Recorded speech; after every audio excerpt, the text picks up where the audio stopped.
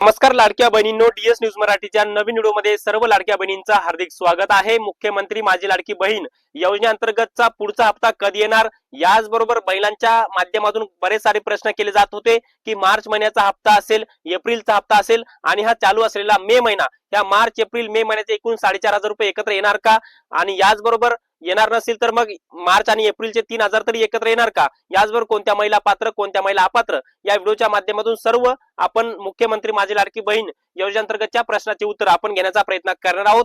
तर नमस्कार, मी ज्ञानेश्वर सवंडकर स्वागत करतो डीएस न्यूज मराठीच्या नवीन व्हिडिओमध्ये। सर्व लाडक्या बहिणींना एकच विनंती आहे, चॅनलवर जर नवीन असाल तर नक्की सबस्क्राईब करायला विसरू नका। तर लाडक्या बहिणींसाठी अत्यंत आनंदाची बातमी आहे, जे काही तुमचे हप्ते थकलेले आहेत, जसं की तुमचा मार्च महिन्याचा हप्ता थकलेला आहे, एप्रिल महिन्याचा हप्ता थकलेला आहे आणि चालू मे महिन्याचा सुद्धा हप्ता थकलेला आहे। मग बऱ्याच साऱ्या लाडक्या बहिणींच्या मनामध्ये एक प्रश्न येत आहे, मार्च एप्रिल आणि चालू असलेला मे, या तिन्ही महिन्याचे एकंदरीत 4,500 रुपये एकत्र येणार का, किंवा मार्च आणि एप्रिलचे 3,000 रुपये एकत्र येणार, हा साहजिकच प्रश्न आहे।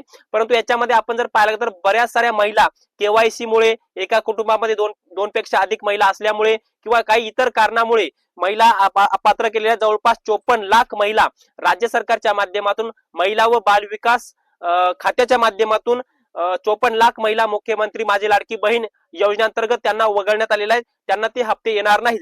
मग जवळपास राज्यातल्या 1,89,00,000 महिला येणाऱ्या पुढील हप्त्यासाठी पात्र आहेत। अशा ज्या महिला पात्र, ज्यांनी केवायसी केलेली आहे, ज्या कुटुंबामध्ये दोनच महिला आहेत एका कुटुंबामध्ये, त्या महिलांना पात्र केलं जाणार आहे। ज्या महिलांचं उत्पादन 12 लाखापेक्षा किंवा 5 लाखापेक्षा कमी आहे, अशा महिलांना हे पैसे भेटणार। परंतु ज्या महिला पीएम किसान नमो शेतकरीच्या लाभार्थी आहेत, त्यांना फक्त 500 रुपये महिन्याला लाडक्या बहिणीचे मिळणार आहेत, ही सुद्धा महिलांनी माहिती असावे। परंतु सर्वप्रथम जर पाहायला ज्या महिला ओरिजिनल लाभार्थी, ज्यांना जानेवारी फेब्रुवारी डिसेंबरचा हप्ता भेटलाय, त्यांना मात्र मार्च एप्रिल आणि मे महिन्याचा हे हप्ते भेटणार आहेत। परंतु प्रश्न असा आहे की 3 हप्ते एकत्र येणार का, तर 3 हप्ते एकत्र येण्याची फार शक्यता कमी आहे। पण मार्च महिन्याचे 1,500 रुपये, एप्रिल महिन्याचे 1,500 रुपये, मार्च आणि एप्रिलचे एकूण 1,500 रुपये जवळपास तुमच्या खात्यामध्ये 10 मे 2026 पर्यंत जमा होण्याची शक्यता आहे।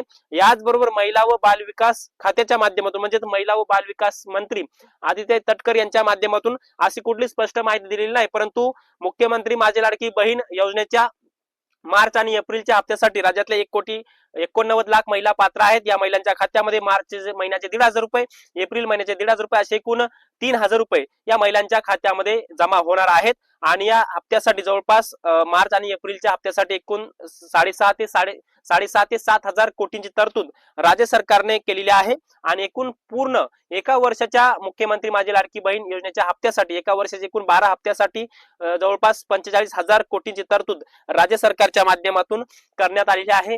ही महिलांसाठी अत्यंत आनंदाची बातमी आहे। अद्यापही तुम्ही जर मुख्यमंत्री माझी लाडकी बहीण योजनेची केवायसी केली नसेल तर केवायसी करून घ्या। तुमच्या आधारला बँक खातं लिंक नसेल तर आधारला बँक खातं लिंक करून घ्या, कारण की केवायसी न केल्यामुळे तुमचे हप्ते बंद पडलेले असू शकतात किंवा तुम्हाला हप्ते येणार नाहीत।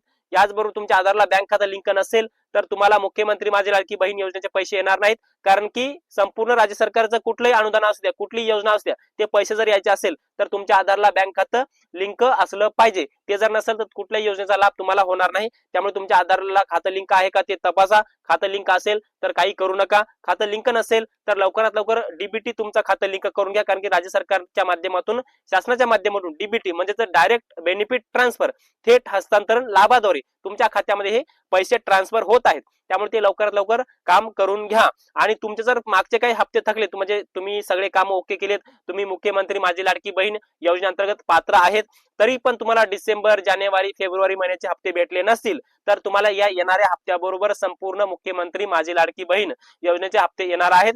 याचबरोबर ज्या मुली आहेत, ज्या 18 वयापेक्षा कमी आहेत, त्यांनी फॉर्म भरले होते, त्यांना मात्र अपात्र केलेले आहेत, किंवा ज्या महिला ज्यांचं वय 65 पेक्षा जास्त आहे त्यांनी सुद्धा फॉर्म भरले होते, त्यांनाही अपात्र केलेले आहेत। ज्या ओरिजिनल लाभार्थी जे महिला आहेत, जवळपास 18 पेक्षा जास्त आणि 65 पेक्षा कमी वयोगटातील महिलांना, मुलींना मुख्यमंत्री माझी लाडकी बहीण योजनेअंतर्गत पात्र केलेले आहेत। बोगस लाभार्थी राज्य सरकारच्या माध्यमातून अपात्र केलेले आहेत, आणि ज्या ओरिजिनल लाभार्थी महिला आहेत त्यांनाच मुख्यमंत्री माझी लाडकी बहीण योजनेचे हप्ते दिले जात आहेत।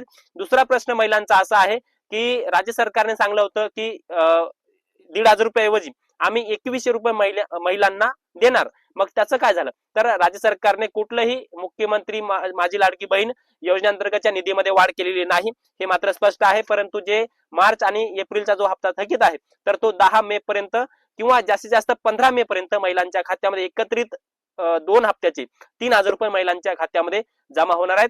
तर लाडक्या बहिणींसंदर्भात एक आनंदाची बातमी आहे. तर तुम्हाला काही प्रश्न असेल मुख्यमंत्री माझी लाडकी बहीण योजनेसंदर्भात तर खाली कमेंट बॉक्स उघडा आहे.